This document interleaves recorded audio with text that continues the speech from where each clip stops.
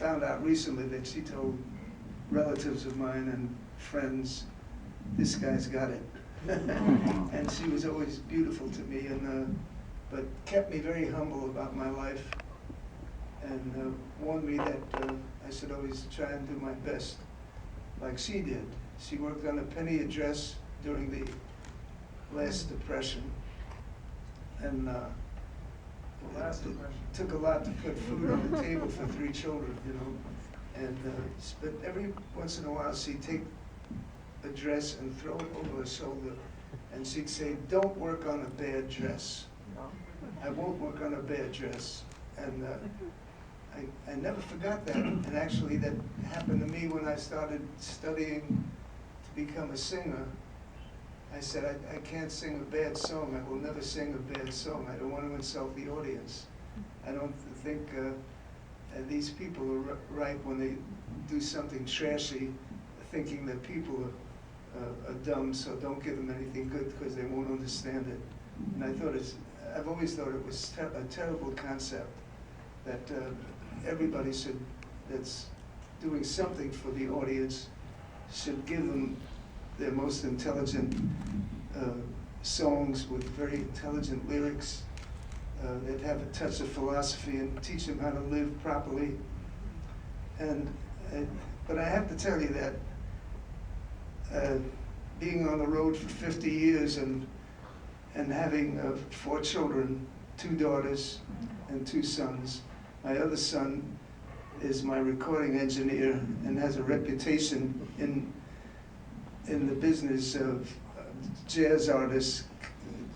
Can't wait for him to record with them because they love the way he records. And Danny is, in my life, has always been a phenomenon because even as a wild child, he saw that I painted.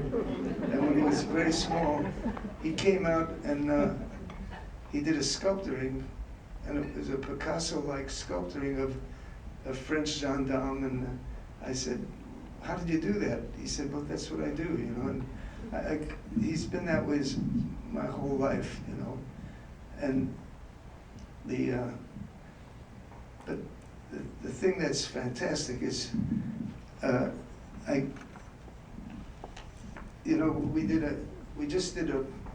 he came up with an idea to do duets 1, duets 2.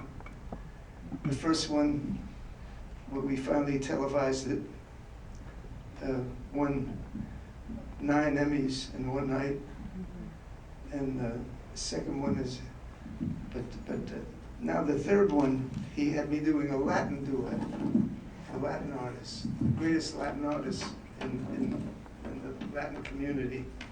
And this came back yesterday. It was the album was released yesterday, and on the first day, and I've never, not just speaking about myself, but in the history of the record business, I've never heard of anything like this. The first day that it was released, it received a double platinum album in Colombia, a gold album in Venezuela, and U.S. Latin #1, Argentina #1, Colombia #1, Peru, Costa Rica. They're all number 1.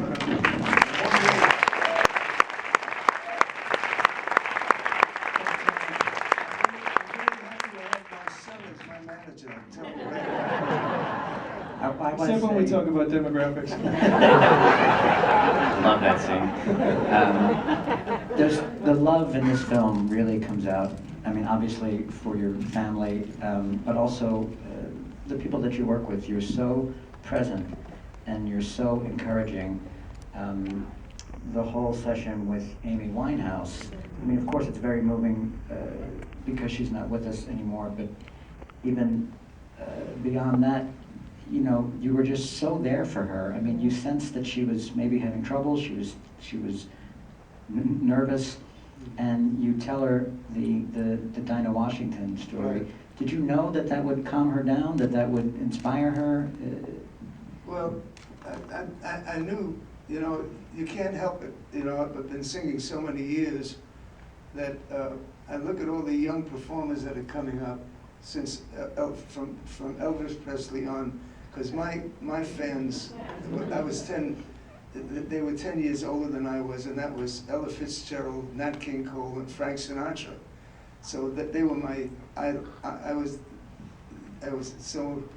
wanted to do what they did. And all of a sudden, this whole new thing came with Elvis Presley and the Beatles and the Rolling Stones and all this. And it was a completely different kind of music. And I kept saying to myself, who sings the right way? The jazz, the real jazz singing. And when I heard Amy Winehouse, I immediately said, this one's got it. This one sings the right way. You know, singing true jazz. And she really, I met her mother after she died 6 months later. And she was a sweet little lady. And she said, you know, everybody feels so different about my daughter dying.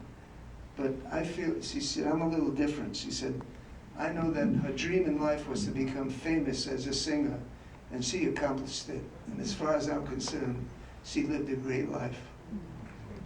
And these wonderful moments, you know, of meeting great artists, I feel that same way about Lady Gaga, you know. I think she's the Picasso of music, entertainment. She's gonna, you're gonna see her keep inventing herself over and over again, and she sings as good as Ella Fitzgerald or Billie Holiday right now. She's a magnificent artist.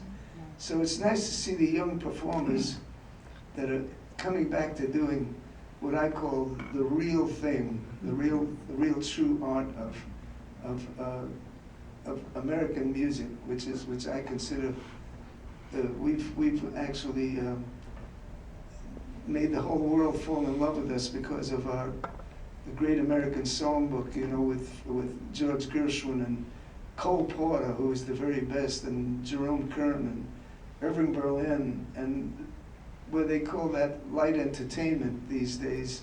I know that 50 years from now, it's going to be called America's classical music. So.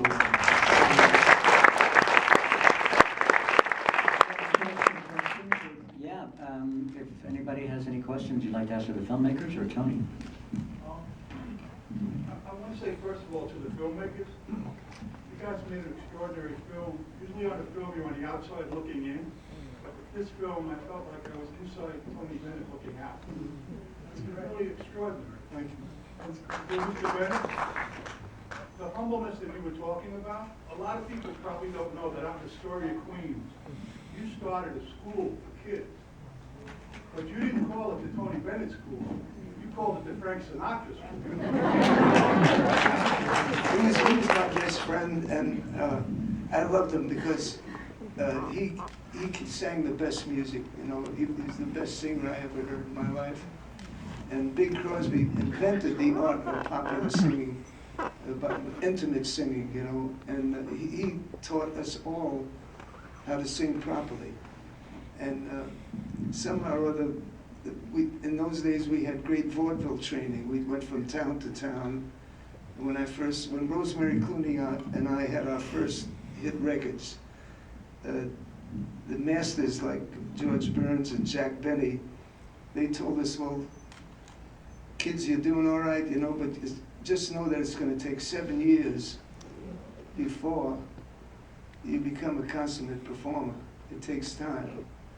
And they were absolutely accurate. And I'm kind of against the new fashion today where they think fame is more important than anything. But it's tragic because what happens with fame, they'll come up with some little gimmick and they become very famous and they start investing all their money to keep it going, and then in about 10 weeks it fades away and it's gone and they become bankrupt. and it's a tragic thing that they don't teach the young that if you want longevity, be patient and keep studying in schools and be in front of people and entertain them and find out how to properly perform. And think of the long range rather than the quick fame. Fame just fades away quickly. That's what your school is all about, is to teach the school.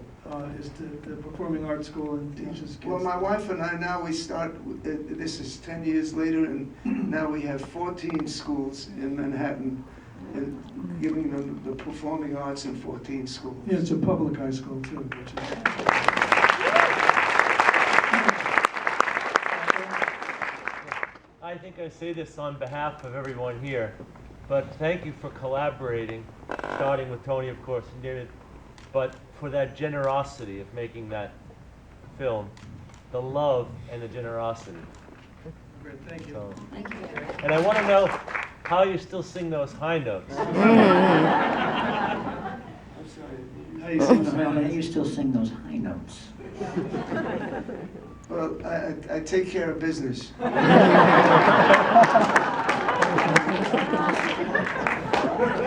right, thank you very much. Thank you very much. Thank you very much.